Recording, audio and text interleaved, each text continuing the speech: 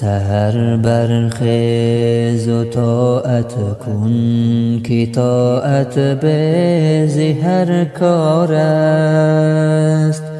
سعادت آن کسی دارد که پیش از صبح بیدار است. دلم گوید که برخیزم، هوا گوید که دم دیگر. هوا را زیر پا آرم که آنجا امر جبار است. چو مرغان هر سحر گویند قم یا ایها الغافل،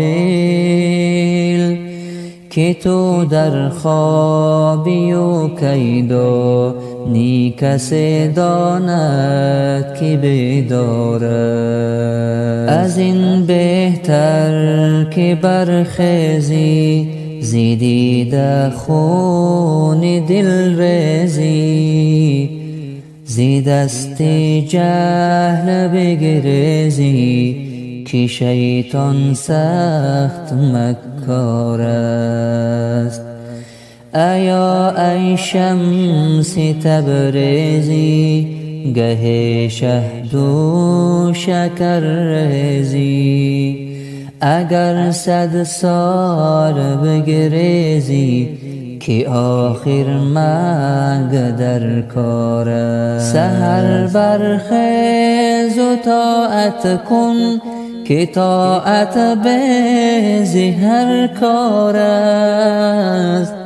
سعادت آن کسی دارد که پیش از صبح بیدار است. دلم گوید که برخیزم، هوا گوید که دم دیگر. هوا را زیر پا آرم که آنجا امر جبار است.